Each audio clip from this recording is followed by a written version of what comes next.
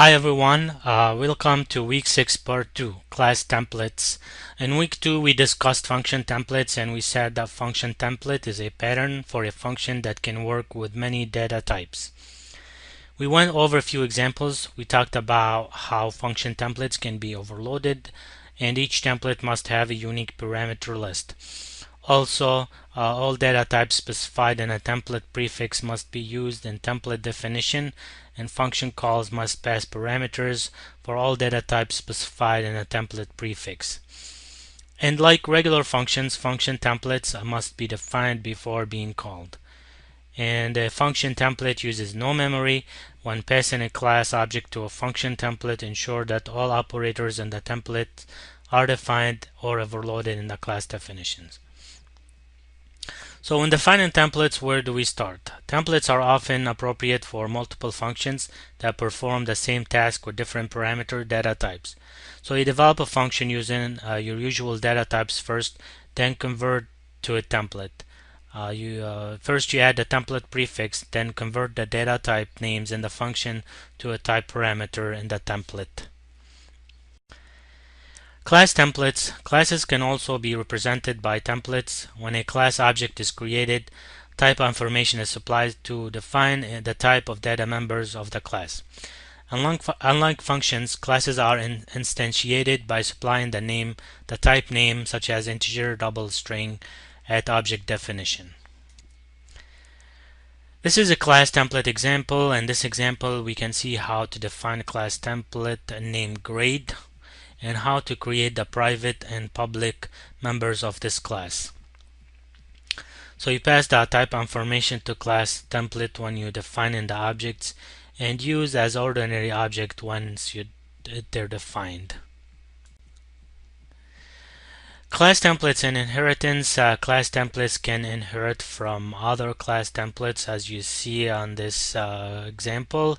So you must use type parameter t everywhere base class name is used in the derived class. Now let's demonstrate how you can create your own custom template using dynamic data structures. We will discuss several popular and important data structures such as linked lists, stacks, and queues. We will go over the difference between each of them, and we'll also talk about binary trees. Linked list. What are a linked list, or what is a linked list? A linked list is a set of data structures or nodes that contain references to other data structures. References may be addressed or maybe addresses or array indices. Data structures can be added to or removed from the linked list during execution.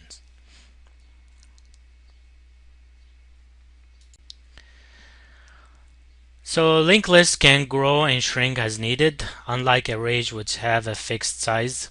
Linked lists can insert a node between other nodes easily, as you can see on the image on this slide, slide 7.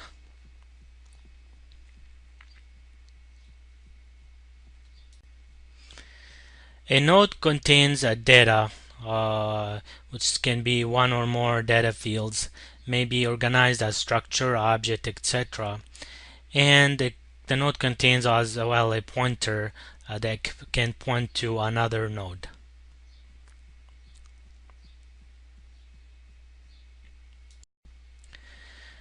Linked list contains 0 or more nodes, has a list head to point to the first node. Last node points to null.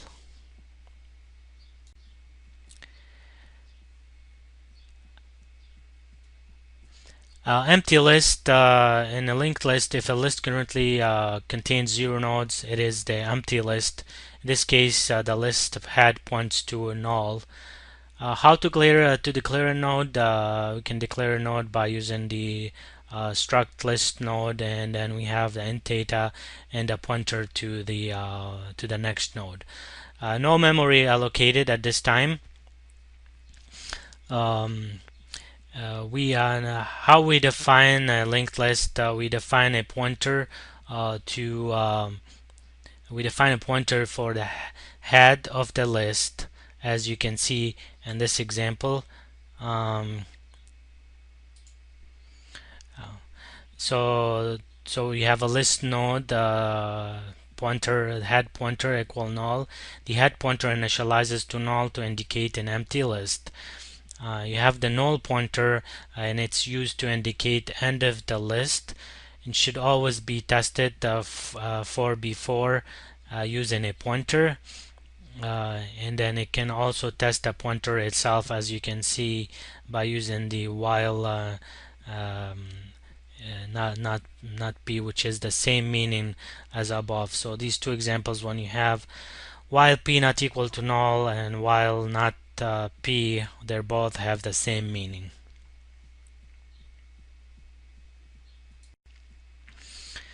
Basic operations on linked lists: you can append a node to the end of the list, you can insert a node within the list, traverse the linked list, you can delete a node, or you can delete or destroy the list. To create a new node, you allocate memory for the node, the new node.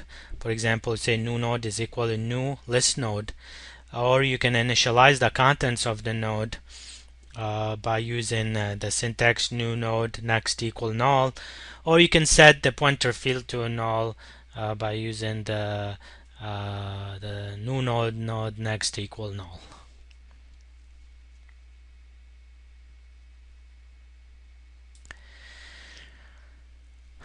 To add a node to the end of the list, basic process: create the new node as already described before. Add a node to the end of the list. If list is empty, set the head pointer to this node, else traverse the list to the end.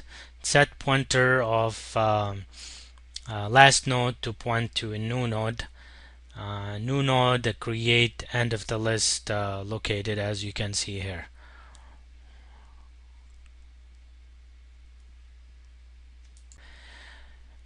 Here notice how new node added to the end of the list.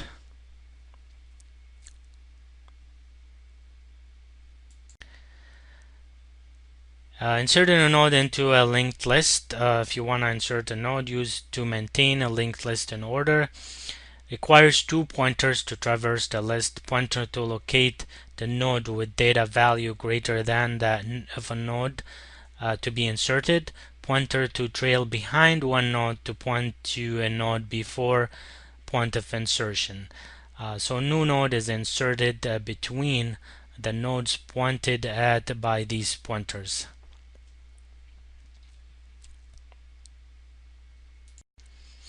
And this is how looks like after we inserted new node in the linked list. In other operations on the linked list, you can delete a node, which is used to remove a node from a linked list. If list uses dynamic memory, then delete node from memory. It requires two pointers, one to locate the node to be deleted and one to point to the node before the node to be deleted. Another operations on linked list is traversing a linked list. Visit each node in a linked list, display contents, and validate data. The basic process in traversing linked list is you set the pointer to the contents of the head pointer.